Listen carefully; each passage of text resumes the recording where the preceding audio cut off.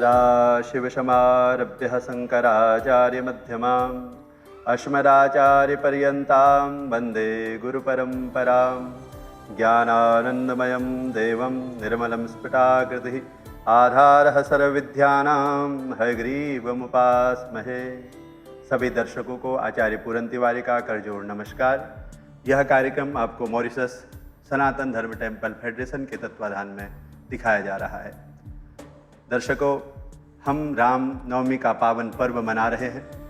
भगवान श्री राम युवाओं के लिए प्रेरणा स्रोत हैं। राम जी का जीवन, आप किसी भी प्रसंग को उठा लीजिए, राम जी का जीवन का कोई भी अंश उठा लीजिए, वो हमें निश्चित रूप से प्रेरणा देने वाला है। अगर हम राम जी के बाल्यकाल पे चर्चा करें, क्योंकि यह रामनवमी राम जी से कुछ सीखने का समय है, हम उनके चरित्र से कुछ सीखें, इसलिए इसे रामचरितमानस कहा कि ऐसा चरित्र जिसको हम मन में स्थिर कर सकें, जिसको मन में रखने से हमारा जीवन सुंदर हो जाएगा, हमारा जीवन मर्यादित हो जाएगा, हमारा जीवन ऐसा हो जाएगा कि हम सारा संसार, सारे लोग हमारा अनुकरण करना चाहेंगे, लोग हमारी प्रशंसा करेंगे, हमें यश की प्राप्ति होगी, हमें सम्मान की प्राप्ति होगी। तो एक ही मात्र रास्ता जो है वो है रामचरितमानस, जो हमें जीवन को जीने का रास्ता सिखाता है। इसीलिए इसके 7 कांडों में बाबा तुलसी अनेक प्रकार से राम के चरित्र पर प्रकाश डालते हैं और वो कहते हैं कि राम का चरित्र का किसी भी भाग को आप उठा लें, वह सारा भाग हर क्षेत्र में, चाहे आपके जीवन में कोई संकट हो, आपका कैसा जीवन हो, आपका भाइयों के साथ कैसा संबंध हो, आपका माता पिता के साथ कैसा संबंध हो, आपका गुरु के साथ कैसा संबंध हो, आपका शत्रु के साथ कैसा संबंध हो, आपका मित्र के साथ कैसा संबंध हो, इन सारे संबंधों की चर्चा जिस ग्रंथ में की गई है वह है रामचरितमानस। और उस रामचरितमानस के जो महानायक हैं, जिन्हें हम भगवान नारायण का अवतार कहते हैं, जिन्हें हम भगवान श्री राम के नाम से जानते हैं, जिनकी आराधना करके जगत प्रसन्न हो जाता है, जगत जिनकी आराधना करता है, रमन्ते योगिनो यस्मिन कहकर संसार जिनको प्रणाम करता है, जिनकी आराधना भगवान आशुतोष महादेव शिव निरंतर करते रहते हैं और राम राम जपते रहते हैं। तो राम का कौन सा जीवन का प्रसंग हम अपने जीवन में लें ताकि जीवन आनंदमय हो जाए, जीवन सुखमय हो जाए। अब हम चर्चा करते हैं राम जी के जीवन के बाल्यकाल की। भगवान अपना दिन कैसे प्रारंभ करते हैं, भगवान के दिन की शुरुआत कैसे होती है, आज हमारे दिन की शुरुआत कैसे होती है, आप इस पर अपने मन में विचार करें घर पे बैठ के। लेकिन भगवान राम का दिन कैसे शुरू होता है? रामचरितमानस कहती है, प्रातःकाल उठकर रघुनाथा, मात पिता गुरु ना वही माता। कि भगवान श्री राम प्रातःकाल उठते हैं और अपने माता पिता को प्रणाम करते हैं। मात पिता गुरु ना वही माता, माता पिता को प्रणाम करते हैं, अभिवादन करते हैं, गुरु जी को प्रणाम करते हैं।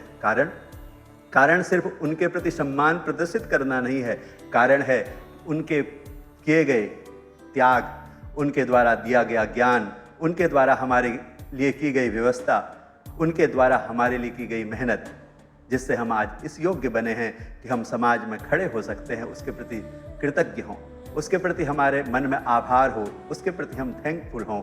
इसलिए रामचंद्र जी प्रत्येक व्यक्ति को सिखाते हैं कि दिन की शुरुआत माता पिता गुरु ना वही माता, माता पिता और गुरुजनों के अभिवादन के साथ शुरू हो। और जब दिन प्रारंभ हो जाता है, सबका अभिवादन हो जाता है, सबसे आशीर्वाद प्राप्त हो जाता है, फिर भगवान राम का अगला कार्य रामचरितमानस के बालकांड में तुलसी बाबा लिखते हैं, अनुज सखा संग भोजन करही। भगवान अकेले अकेले भोजन नहीं करते। आज हम स्कूलों में, कॉलेजों में सिखाते हैं कि हम शेयर करना सीखें, हम बांटना सीखें, हम केयर करना सीखें। भगवान श्री राम ने ये बचपन में ही सीखा। हम इसको सीखे ही नहीं, हमें सिर्फ ये सिखाना ही ना पड़े, हम इसको अपने जीवन में भी उतारें। हम केयर भी करें और जीवन में जो हमें प्राप्त है उसका शेयर भी करें, उसको बांटें भी। जिस प्रकार से हम YouTube या Facebook में मिलने वाले वीडियोज को शेयर कर देते हैं, उसी प्रकार जीवन के अच्छे कार्यों को, अच्छे गुणों को हम शेयर करें। भगवान श्री राम क्या करते हैं? अनुज सखा संग भोजन करही। अकेले भोजन नहीं करते, अनुज के साथ, अनुज मतलब भाई, अपने छोटे भाइयों के साथ, सखा अपने मित्रजनों के साथ, भोजन करते हैं। और भोजन कैसे करते हैं? प्रेम पूर्वक। शास्त्र कहते हैं भोजन की अपनी मर्यादा है कि आराम से बैठकर बहुत इधर उधर की बातें न करते हुए भगवान के प्रति थैंकफुल होकर हम एक एक ग्रास जब अपने मुंह में डालें तो भगवान के हर एक ग्रास के साथ थैंकफुल हों कि परमात्मा आज आपने हमें भोजन दिया। अन्नदाता जिसने हमें अन्न दिया वह सुखी हो। जिस देश की भूमि का अन्न हम खा रहे हैं उस देश के प्रति हम समर्पित हों। तो भगवान श्री राम का ये चरित्र सिखाता है कि अनुज सखा संग भोजन करही। और सबसे बड़ी शर्त राम जी के जीवन से हम सीख सकते हैं मात पिता आज्ञा अनुसरही, कि माता पिता की आज्ञा का अनुसरण करते हैं, माता पिता की आज्ञाओं को मानते हैं। क्यों? क्योंकि माता पिता के पास सिर्फ ज्ञान नहीं है, उनके पास एक अनुभव का सागर है।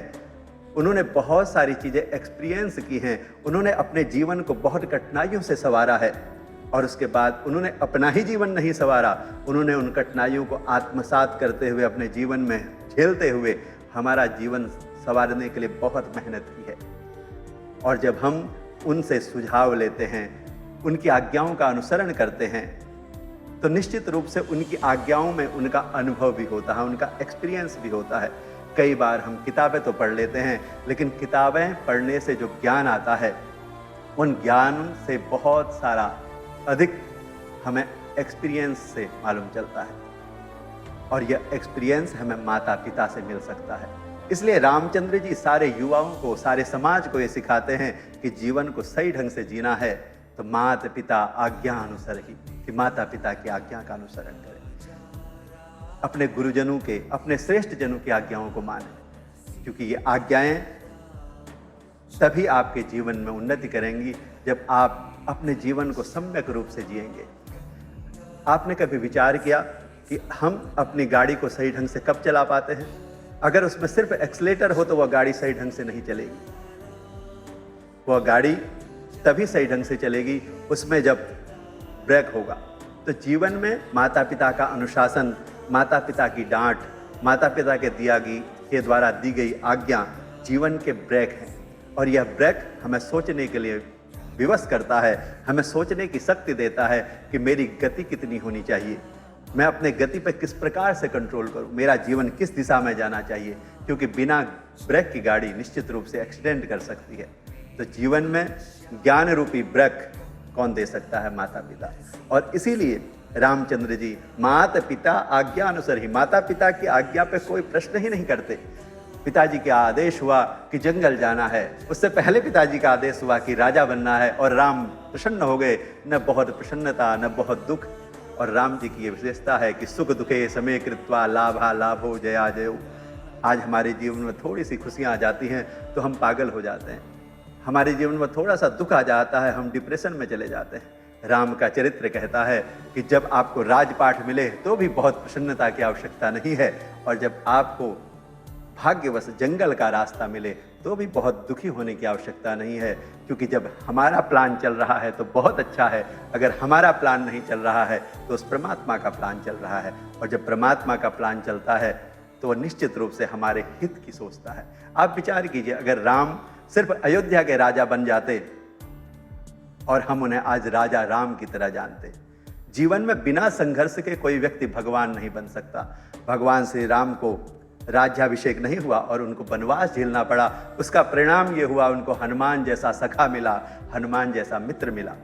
और जब हनुमान जैसा कोई मित्र हमारे जीवन में आ जाता है जो हमारे सारे संकटों का नाश करने के लिए खड़ा रहता है, राम कथा ये भी कहती है कि किस प्रकार का मित्र आपके जीवन में हो, कैसा मित्र आप चाहें।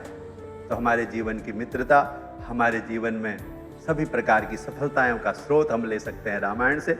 यह रामायण हमारा मार्गदर्शन करने का एक सटीक तरीका है। हम राम के इस चरित्र को न सिर्फ सुने बल्कि इनसे अपने जीवन में प्रेरणा लें। इसी प्रार्थना के साथ आप सभी को जय श्री राम।